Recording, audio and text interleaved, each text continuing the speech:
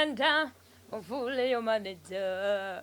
I'm ready to walk with you with Bama take a go. See Jaga breaking shit. Become my manager. Become my bodyguard. Be my neighbor. Tujja kusharinga. Kano kozonjigiriza. Ebintu bingi byonyongeza. Once said I feel it every time busembera. Chirengera, I feel it every time busembera. I feel the fire. Come on, take away this fire. I feel the fire. Come on, take away this fire. Guwulira muli, gundi bubi. Guwulira muli, gundi bubi. CBS FM Mandasa, the big 9.2. CBS FM, tulina ku www.cbsfm.ug. 21 minutes. Zokazokeza kusanga 11 kaungezi kanakola. It's a Celebrity Thursday. Tuli wakati muyo mu evening cruise. Panga sana ya kaungezi. Ampuliriza omukyala bamuyita Nina Kankunda. Right? Well, you can call me the Ugandan property. The Ugandan property, right on your stereo. I'm putting this up. Yeah, to the very beautiful as usual. Very smart as usual. Thank you. She's Lancome. Kama Faransa, kapia nyo. Yake manside tumwina kuchaba safama era nsaba ladies and gentlemen soka babuzeeko kale tunagenda mu mbeera yonna sokoboze ku bantu abali mukute abakutegedde amatwe saawe nabawuliza Nina Rose basebo ne banyabo Wellsty Garden property yake Nina Rose era nga ndi so happy era nga ndi humbled okubeera wano. Okay. Yeah. Okay, so kulaba. Nange okubeera wano. It's been a long time. I know. It's been a long time. Naye ndowooza emyaka ebiri gyo tusobola tugijjako. Tujijireko ddala sure. Obulamu okutambulidde butya buli butya, how have you been, ebintu bitambula bitya? Life has always been full of challenges here and there, but we thank God we're here, we thank God we're still alive. That's all I can say. Togera Oluganda. Kale kale. COVID yakuyisiza. Tampisiza bubi. COVID nze mwensinze n'okufuna breakthrough yange ekyasinze. Era nga njagala kwebaza abawagizi bange bambi mwebale nnyo mwebalire. COVID yebale kujja. Yebale. Obayi mu buli mbeera we mwebazanga wofunangamu ekirungi kyobeeranga gwe. Yeah, buli kimu kiba. Thank you. Okay. That's the only way also. We're not going to regret kyatwala bingi tetwakola, but it has brought actually so much good than harm. Ze wenda bate we tufa abayimbi wetufunidde time okubeera nga twerowozaako ku bulamu bwaffe. Thank you. Okay. And we needed it. Okay. So omutons Katonda wali. As an artist, obadde tokola I know okuyimba n'okuperforminga tetunatuuka nnyo kufuna ssente nnyingi nnyo ku mutimbaga. Online tekujjako ssente nnyingi. Naye nze dictator mbadde nkola ne mu COVID. Really? Ku mikolo. Billboard Chipande has been the biggest song. Seriously. That's why if I don't be grateful for my fans abambereddewo ne mu COVID nja kuba birimba kotogedde bantu bankubiranga ku mikolo nga nyimba here and there era nga mwebale nnyo bange. Yeah. Bangi si bangi abasobodde okubanga bakiyitamu kino omanyi mikwano gyaffe bangi abalina embuto kati omanyi abafumbiddwa nga si babaagala nekibadde kisa kya Mukama okukuuma paka tugenda kwogera bingi nnyo. Nina Rose woolina kyomubuuza genda ku Instagram ye kwali ebibuuzo biteekeyo nze jja bbambira wano kyataatugamba ejja kimugamba at least naye ne ku namba yaffe ya noti 7 teekako ekibuuzo ky'obuuza Nina Rose oba musiime osobola okubaako nekyomugamba ekyenjawulo kyonna kyoyagala omugamba ajja kuba akitwala bulungi nnyo ate ajja kuba akuddamu ku CBS FM Manchester tusooke tunanye ku ssente. Nange ladies and gentlemen, mukyala omwani mukyala gwe nenkana naye mu buwanvu abamuwanvu she's era kati abasajja nga kyambadde ali omulalawo omumpi awo sajja obumpi kati temuzunga kiganyeemukaawo omusajja omumpi oba olina okuba nga ofuna gye weeyiyiza ate ddala ng'oli mwavu olina okunoonya gy'oyiyiriza ddala awalala. Nina Rose gwe tulaba kaakati alina olugendo lwe alina gy'avudde tetusobola kumalayo byonna paka kakati wano wetuli cause lugendo luwanvu but Nina Rose yezuula ddi n'agamba nti I think I can do this. It all started around 2015. That's when I had just dropped out of school. And again, I'm not saying that's the right thing. I'm trying to promote. Byatandika 15 nedda pola mpola 15 awo we nafuna idea y'okutandika okuyimba twala music ndi ku East African University nali business administration njagala kubeera business woman, yeah. Still I am kubanga era those music business. So when I'm dropping out of school, it was 2015.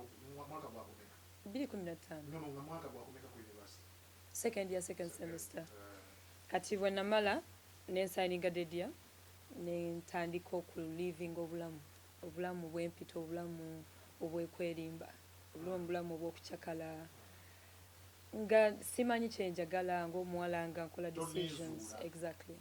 But buli kimu nayiga okukiyigiramu ekirungi nti kyonna kyali kinshapinga to be the woman you're hearing today. Yeah. Kiki otegeeza obulamu bw'okwerimba okukyakala kwali kungi nnyo?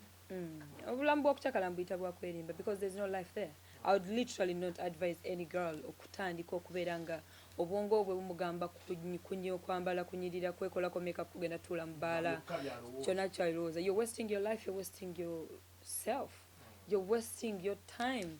That's the most important thing. Essaawa egenda tedda. Nze emyaka gye nali we nali ndi memwaka last year siwendi kati. So I think we need to really value our time because time is precious. Yeah. Ozuukuka ddi n'ogamba ndabika ndi mu kwerimba? When I dropped out of school. Immediately after? Immediately. Because the peer pressure was too much. Exactly. I was influenced. Nayingira ebintu bingi nnyo. Nayingira ebintu kola okusalawo okutaali okutuufu ng'omwana omuwala. Okwankoza after them, you know.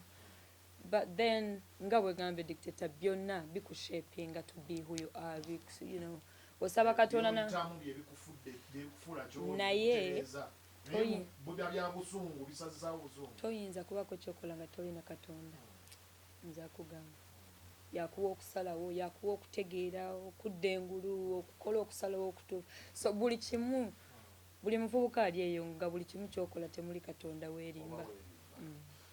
Omaze okukitegeera nti kakati ndabika nno nakutte ekkubo kyamu okuva ku ssomero, ovudde ku ssomero naye ng'okitegedde kati ndabika nakutte ekkubo kyamu. Tosooka kimanya. Tewasooka kimanya. Omala kwekoona oba okinyumirwa. And of course whenever you take a decision oba olina kw'osinzidde. Kati at that time nali mmanyi kyengendako kyekisinga. Exactly. The influence. Awo sinnakuba nno na ndongo kuyimba. Ntandise kuba ndongo nti kukyakala kutambula wano. Awo ndowooza Katonda era ntegeka kubeera kyendi. No. Actually I was just happy okutambula nekyali wange nga muyimbi because I mean exactly. So I was just interested in nga binnyumira kubeera nga ndi mu ndongo. At all. Nemna ekintu bw'okibeeramu olina experience gy'okifunamu n'olaba nga ate nawe we're shaping it in that line. Oh, yeah. Boy, tolumya bano. Sure. Tujja kumala tubalazeko tebawulira paka nga balabyeko okumukuta balala tubasazeko natera guma nkusange wateba kutegula hey natera omutima gwange tebagunyakula unansonyiwa amaaso gange obutakuvangako so long distance love kulingiriza nga kinkakatako. Okay.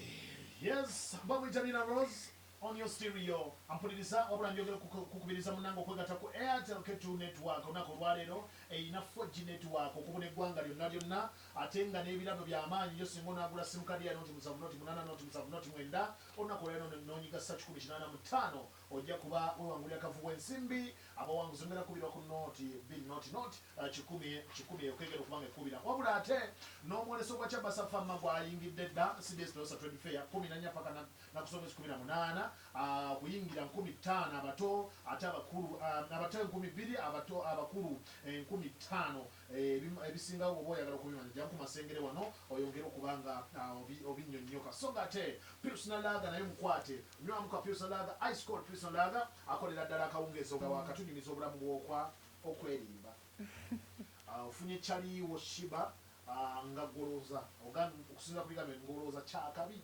okutambulamuko nekyaliwo vibe ebeerawo buli ssaawa wabula ate n'otuuka n'okitegeera nti ndabika kino kyeriko kikyawo saagala tukitamingire nti nali ntambula na muntu nange ne bakyali bange I mean people are judgmental dictator we need to be careful kati mala chuzuula ndaba neerimba then nemala neneezuula nga nze Katonda ayina ebintu bye yampisangamu okwezuula ayina moments zakuteekamu ng'omuntu ng'olina okwezuula you like it or not unless you're living in denial so bakwano bange abali around actually omugenzi AK47 may his soul rest in peace ye mukwano gwange yambeeranga kunyonaga naye lwaki toyimba but you look like a nasta I wasn't into it because maybe nali sina muntu achi city experience about it yeah but then one day it happened a moment nengamba you know what I'm taking music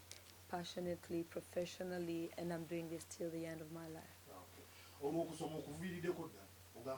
naina sube eryokuddayo because signing a dead year I wanted to go back nali njagala lwakwala tuukeno mu nsi nga bw'obimanyi ne bikyuka exactly but you never said never I stood tall yeah definitely okay otandise okupambana endongo 2016 nga gwako n'entawuli mekete featuring Kabaku yes that is under TNS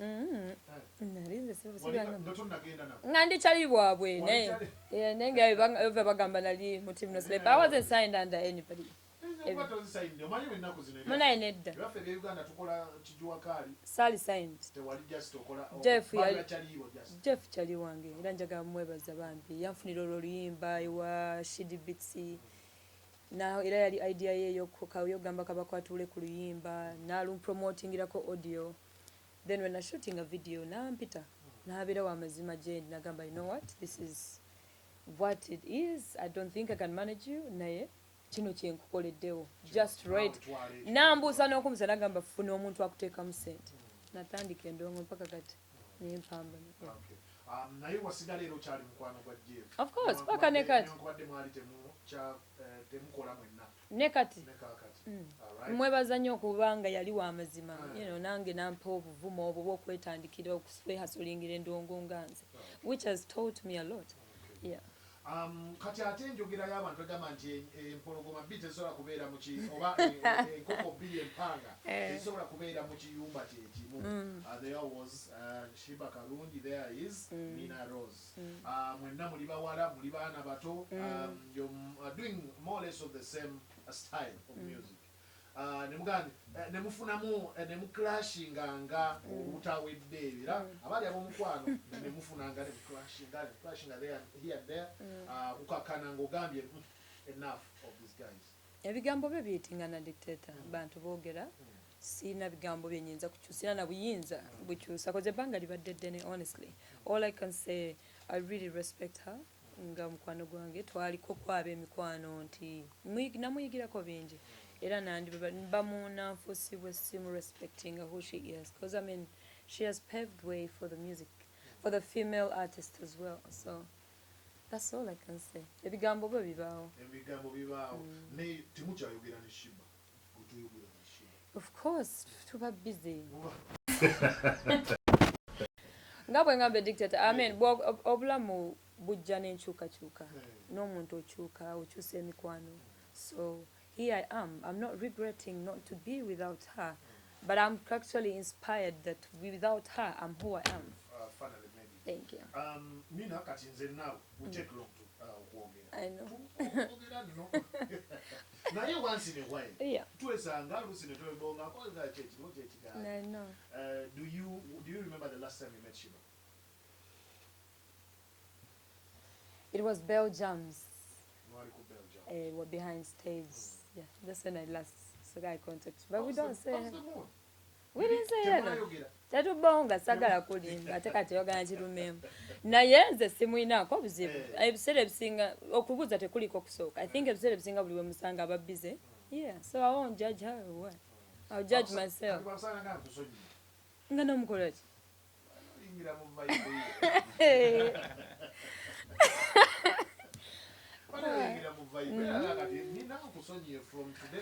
I mean, bwe mbitunuulira ebyo byonna ne Katonda ng'atufudde ffenna kye tuli byali bitumalira mu bwereere because we all have different paths. Katonda alina bye yatutegekera yabitegeka nga tulina kubeera wano right now ne Manager Derek nga tuba ebaki you know olumu tuba tulowooza tukola ebintu lwantegeera yaffe naye nga munange teba ntegeka ya Katonda. Okay. Kale, first mbozi yo nina mpanvu.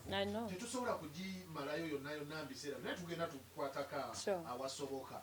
Endongo olwogitandika n'amaanyi ag'ekika ekyawaggulu. Ogikubye nno. Ogikubye endongo abawale batawaanya nnyo. Manyi lwaki? Abampaako tolizaala omulema bangi. Buli omu agenda okubaako nekyakuyamba. Abaayagala asooka atega ekibatu. Ebyo byonna bibaddewo along the way kubo bibaddemu ebyo. How have you handled ebintu ebyo? Kansooke n'ekyo mpaako nkuweeko. Ekyo ekintu nze actually nkiraba bulala. Bagenda otuuka okugamba mpaako naawe omukazi nga weetaddemu position ey'okusaba. Olumu tetukitunuulira. Oba nfuna? I don't think buli musajja yenna agambako ku mukazi. Naye ebiseera ebisinga njagala abakyala tukkirize amazima. Contributinga kinene nnyo. Tukkirize kuba omusajja. This is an opposite sex. What do you expect? Naye naffe abakyala we really have to mind how we handle ourselves ngoze expressing exactly. Oyogedde ki? Si ndabika yonna tuleke kukola make-up na buteeteeyi. How are you carrying yourself? Because how you're reasoning is how someone go agenda okukwaniza. Dictator bwenzija wano nga kwemooya. What do you expect? Of course, everything. Thank you.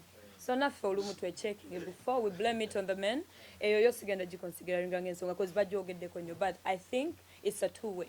Ffenna tulina okitunuulira weehandolinze otya gwe ng'omukyala. Ayina abasajja nammwe bambi abakikola. Please, I mean, respect your mchala really matters because naffe tulina ebirooto. Twagala naffe okulya.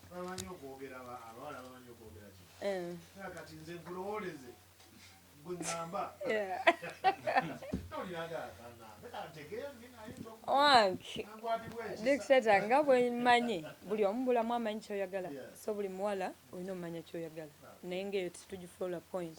Point endala ebadde ya ekya ssente. Omulaba asooke yatuyingira mu ndongo dictator yese. Singing plenty and I love you. Omukwano gwo every minute. Njagala kusa ku billboard kipate. Ntimba erinnya lyo wonna kulage.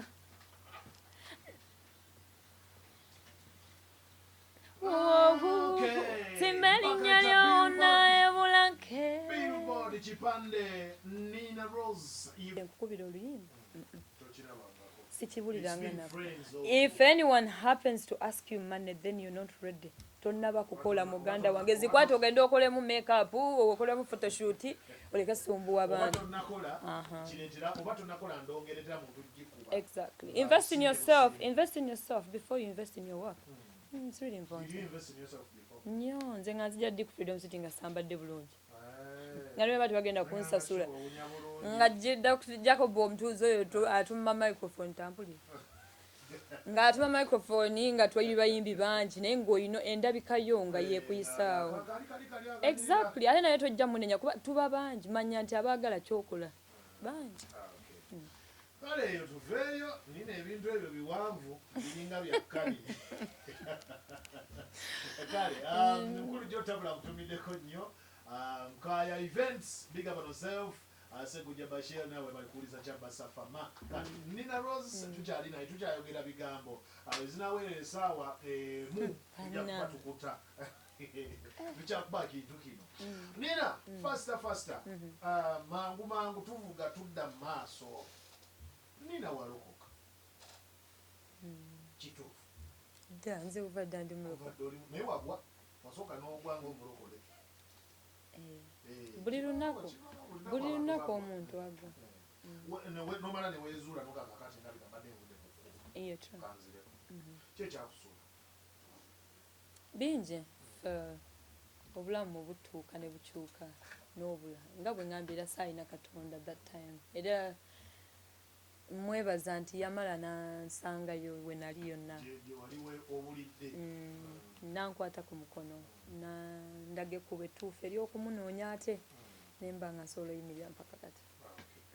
Omuntu omu gwe sigenda kukugamba naye omumanyi you've heard this before yagamba Nina yali avudde ku njaga Nina nadda ku njaga enjaga etawanya Nina as a woman ningamba Nina simusangako ng'awunyanya simusangako ng'anyusa oginywa biseera ki well nze mukyala yasooka ovaayo nenjogera about drugs so I'm not afraid era muli muvubuka ali yawuliriza right now nga bw'oyagala music wange ng'onsupportinze since day one kino kyenyinza okugamba nti I would rather attend your wedding your graduation but not your funeral so kyangu nnyo eri Nina Rose okujja ku graduation yo bw'awuliriza naye nga si kukufaako naye tajja kujja so faayo nnyo okukola okusalawo okutuufu nze bwe navaayo nenjogera about drugs nali manyi kyezbyampisaamu saagala kulaba mwana muwala nga abiyitamu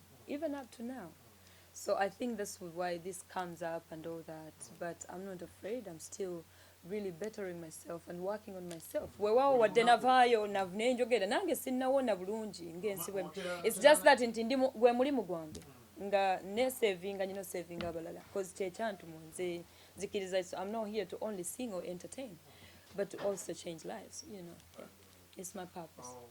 Ogira newankubadde nga nawe weejjanjaba waliwo abalala n'abo okujjanjaba n'abasawo balwala nkwejjanjaba ogenda kuli akantu kakusikana nga nywayo paafu nedda kakyalodde tekakyaliwo kiki olowooza kikiva ku ky'omuntu n'agamba today let me start kantandike ebiragalalagala bingi nnyo ekisookera ddala ebeera depression nze kunze side kyemanyi depression kintu kizibu nnyo living in a life where you don't talk about it with anybody kizibu nnyo togenda kukisharingako na muntu yenna kyekyo kintu ekikyasinze obubi ekikyasinze okudriving abakyala n'abaana abawala okudda mu drugs because bakozesa enjaga ng'ekiddukiro naye ampuliriza tewali kiddukiro kisinga Katonda please whenever you think about it there's a best friend around you always akubeera kumpi at least yogera naawe obenga omulala ogambe no my life matters I have to be different. Do you regret the time you spent? Sure. So much. This is why I still talk bad about it. I still preach bad about it till today. It costed me a lot. It to my life, health-wise, a lot of time, a lot of money. Bichitwala biragala bikosa bingi ku bulamu. Exactly. Vane ku sente obulamu. There's nothing more expensive than life. So Gatonda bakola wekyo manya nti tewali kigula bulamu. So omwana ali yawuliriza weegomba Nina Rose weegomba endongo ye onyumirwa endongo ye kimanye ekisooka yagambye sigala mu ssomero essomero lyo litwale nga kikulu nnyo ekyokubiri agambye nti kimwanguyira nnyo era kijja mwanguyira nnyo okujja ku graduation yo mbagayo kwanjulako naye okujja kukuziika ku olw'okubeera ddala kijja mukaluubirira nnyo so You can do away with drugs. Osobola okubeerawo vibe ekizigaba seddagala ekigaba vibe kugambye Katonda. Katonda agaba vibe. Yeah, tubadde ngambya besides depression bambi waliwo ne influence n'abaana kikulu nnyo bannange kubanga buli w'obiyingira oyo omuntu abikuyingiza talibaawo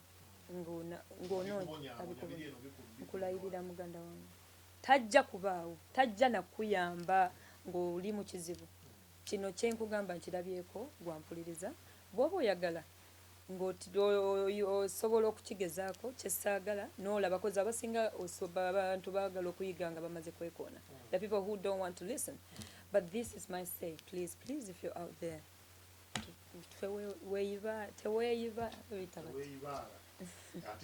stay away from drugs byewale Nina Rose eyo tuveeyo emboozi eyo eri emotional naye ate bangi bemuyambye kyogeddeko era okyakyogerako mulimu ogukoledde ddala mulaba era abakutte abategedde bategeere era eyo tuveeyo tuddewa tugende wala olubuto lwange waluteekawo onsumbuwa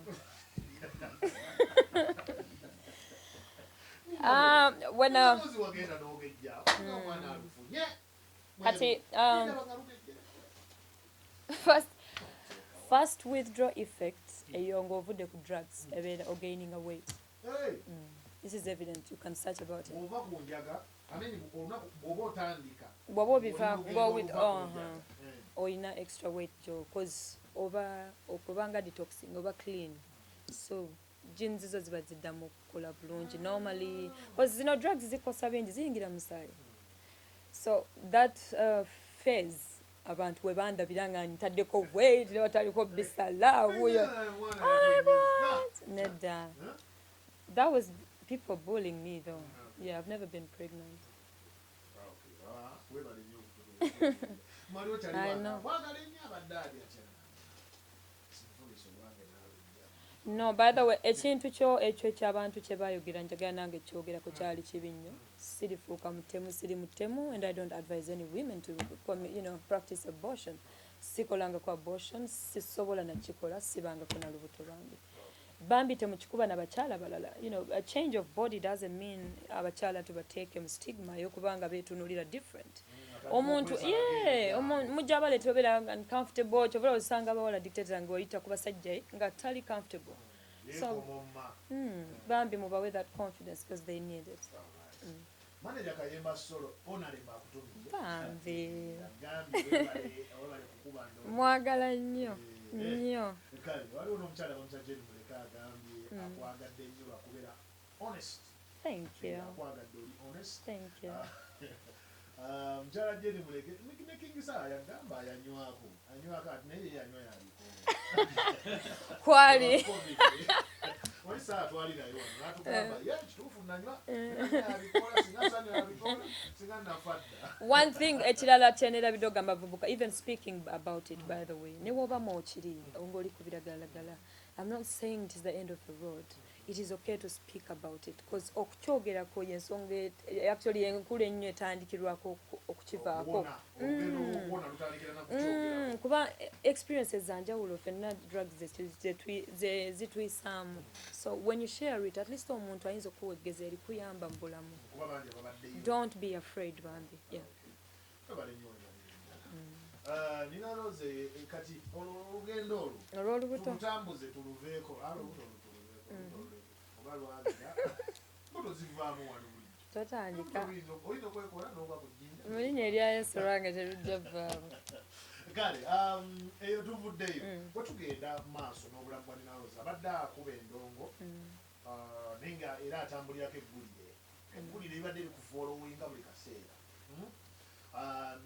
Kisooka abantu kyebagamba abayimbi tebanywerera mu bufumbo kati yabona omwana omuto Nina Rose yakafumbirwa waddali ataano byeyo obufumbo babukukakakukasa okuyingira wali tonabeera tewali yankaka kwali kusalawo kwange ate siyinza mmanyi oba nali siri ready kyemanyi I gave it my best. N'okusalawo obusazi Nugamba, let's do this. nalindira takes a lot dictator manya nti nange nali muntu nga maze kwetegereza muntu gwenyenda okubeera naye ebibi n'ebirungi so exactly kyatuuka nga kiganye nga katonda yasazeewo kiganye talina kwogera nange ayogera mbikolwa akozesa ffe mu kwogera ffe ababiri kyali kimala katonda omulaba nti kino takiganyiza kubaawo bati obufumbo ezimu ku mpagi ezifuga obufumbo kugumiikirizigana like kubeera patient with your partner naye n'abeera patient with you engeri mubyafa temukoze mwembi mwaba ina empisa ze alamagi yakulira tulina backgrounds ez'enjawulo kati bwe mutuuka mulina okuba nga mukkiriziganyiza nebuga nti buli omu agumira ensobi za munne wakati mu lugendo temwaguma kimala naye twagumako waliwo wooguma n'otuuka nga tokyasobola guma we all took decisions ezaali better for ourselves njagala okimanyi Wendy, I'm so happy your decision and I'm so happy nangamba star bwabasoba bwafumbirwa agwa niyinza okutunulatunula basita bonna ensonga gyawe ekyamuganya okukola mulina strategy good otyo kyegendereze ngenda okukitunuulira nga abantu ababikoze bonna bayaayanira omwekyagaanyi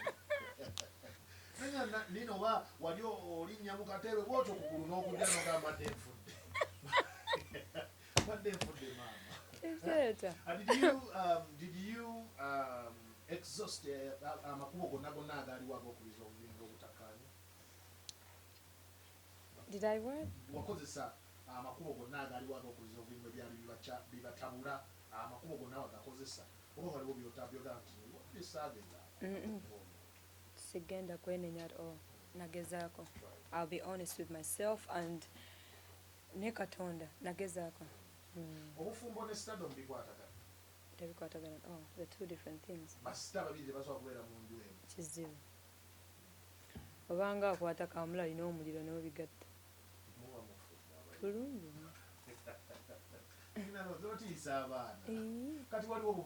bagendayo ate yogera mbagaye bagendeyo nga siriyo temutawaana mukole ssente muveeyo eyo tesajjawo asookayo aba abeera ssente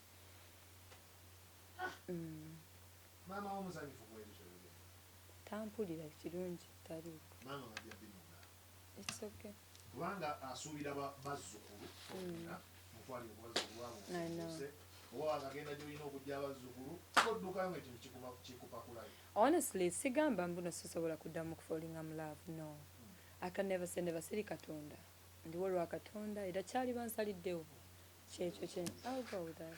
Would you if given a chance okuddamu okugwa mukwano okuddamu okugwa mukwano ne artist oba star I'll be honest yeah nsobola cause nze believing abantu banjawulo no nze ndi mugumu nnyo dictator nti nzikiriza mu yes naye abantu tuli banjawulo tetugenda kuletinga mbu omuli amamba omwavumye ekika kiramba nga ffe bwe tulugera wano abantu bali different dictator oyinza okuba oli different from someone else towokasa wait unayo mu ngeri ye trust me era ofunayo that other character ekiyinza okuattractinga so I can never say never. Ladies and gentlemen, omwana mulina wano anyumirwa kadaali era naye ali allergic to bwavu nnyo njagala okikatiriza kumuzinga alaba nti oli allergic to bwavu omukyala gwinga oba omukyala yenna n'omusajja mpuliriza tukole ssente mukwano bwavu omwavu wange gwenzagala tondekirabaganda gagga balowooza nnyo akomawo nataku laptop simana naweereza email nezifukanganye smart traveling saagala mugaga kazi gyebala buli omu alina kyayagala mu bulamu so focusinga ku kyosiga okwagala ewaninalooza omwavu tazuuka tojja awe bekitiibwa Essawa yokusatu, OMUTUJJU, the evening cross. kiri Now, Big 6 at 6. The greatest hits of all time.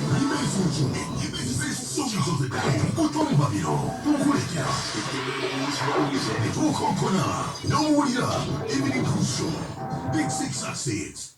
Continuous hit music. Okay, kuchapa safama ziweze 14 zagala busawa 12 zakamweza kunagolwa lwalero celebrity Thursday kadale tuyingire mchetuta celebrity Big 6 at 6 ampuliriza Nina Rose bibuzo bijja wano bingi n'abakubuzaako bangi nnyo naye nga sinagenda kubanjagala otubalire ennyimba z'omukaaga esinga okuba nga zikunyumira munnaye waliwo ennyimba z'owulira n'ogamba oh yeah that is a beautiful song naye omukulu bamuyita Lucky Chu manager wa Century Property Real Estate Uganda agambye sawa yonna bwakusayininga ani amugambye noonya manager manager bakutamu nina okay mwami Jotabula naye akutumidde ali Denmark wali agambye webali nnyo webalire ddala Nina Watabu baba waswa Don Leon Aroma kwali Aroma big up on yourself omuyimbi I love her song kwali Nina bw'aba yava mu bufumbo kali takyanoonya abadde wano n'akyogerako n'agamba munnange wali omwavu ozimba lwaki kyokulembeze bone Luyoba Fred ali wali eri Santon South Africa mu kibuga Joburg Johannesburg agambye akwepikira baaba esaayo nayo nabakwatirako jamubuulira Bexa DJ epiga balasaako mwagala nnyo webalire ddala mganange Jim naye webale kuwuliza Kyabasa Fama bannange muli bangi ngenda bakonako mpola kale Nina Rose twagala tuwalira abantu ennyimba mukaaga ezisinga okuba nga zikunyumira era nga tugenda kutandika ku number 1 paka ku number 6 paka ku number 1 mpola bwe tutyo naye wakati era tujja kubaamu nga tunyumya mpola kayimba kimanyi erina ennyimba nnyingi tubadde wano nga tuwandiika n'ogamba music wa Uganda mungi ennyimba ezimu okulinana nnyingi first of all nezange zennyina nnyingi zesobola kumalayo kati tuweeko mukaaga zowulira nti tezirekeka batandika ne namba mukaaga tinkankutinke ku namba mukaaga yes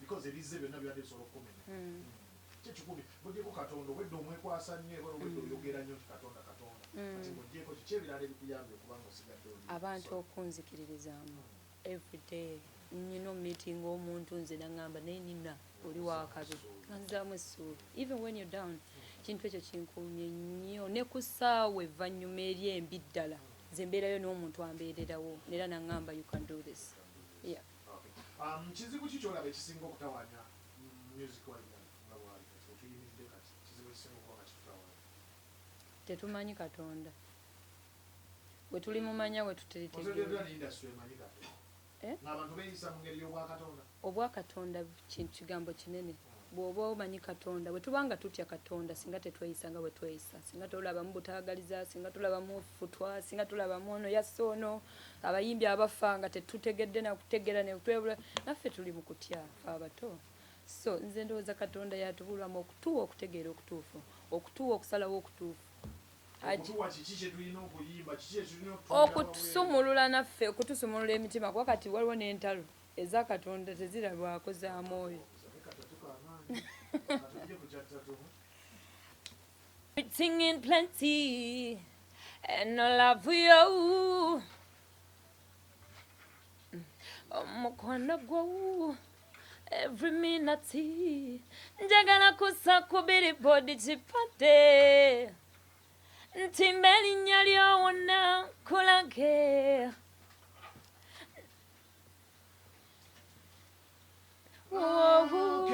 ntimba erinnya lyowona ebulage billboard kipande Nina Rose Ugandan Property akayimba kali ku Kyabasa Fama kali ku namba 3 ya yes ke kanamba 3 ku buyimba bw'omukaaga obusinga okuba nga bumunyumira nina lozo oyimba omukwana muntu nalowooza omukwana toyinaamu yadde omukwana nguyina nyina n'oluyimba olupya lutakikole kikukuba oyogerako mwogere nedda nguyina nno njagala ebyokunjagala iye singa omuntu alina obuvunanyizibwa avaayo essaawa eno would you fall in love again at this mu budde buno nedda nkyakola ssente ng'aleeze ssente nkyakola ssente ezo abazibazize kyakola ezange atugulewo kizimbe kyaffe kizibu nina good complex kati abanzikiririzaamu abalinza n'ekiddako mbamba nnyonnyola nti amba neerowoozezaako nzekka neesonyiwa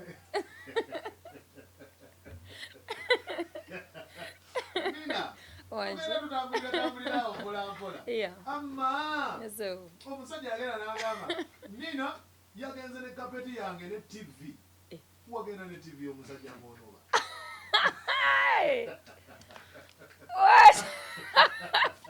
nina tv gikomyewo ebirala twala kizibu wajja nakaveera kizibu ebbanga abawagizi bange ne bapagidde eddene nnyo sijja kweswaza atyo but abantu boogera buli omu alina eddembe okwogera kyayagala biki omuntu kakati omuwala ali wano awuliriza omuyimbi omuto byalina okwewala mu stages ezitandika career nja kuddamu mugamba ekintu kino nina nga nina rose nandyagadde okuba kwanjulako ku mbaga yo ku graduation yo naye si kukufaako weewala ebiragalalagala weewala okusalawo okubi buli kimusalawo okubi n'ebiragalalagala atandika mulimu okusalawo okuva katonda okusalawo okuva ku mulamwa okusalawo okubi okusalawo ogamba nti kokosa omubiri guddala omwana ow'obuwala ofune kyoyagala okuba nga otuukako that is also bad. Speaking out of experience. Of course. Right? CBS FM, a man business. So Kenzo Josino, Nina was to come out here. FM. Our capital chicken, Bakwado. Simbi, Mumunzi Bangoko. Simwina kuzibu. So you know get a jitta with the Malay. Sisobola. Sobola. Gwaddako.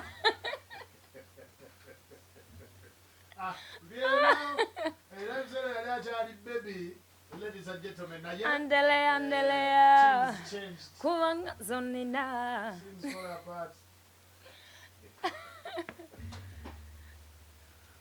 tugerako bawagera Premier League akayimba akapya ladies and gentlemen alina endongo empya ate n'ebirala ebicca bingi nnyo tukomawo in just a while.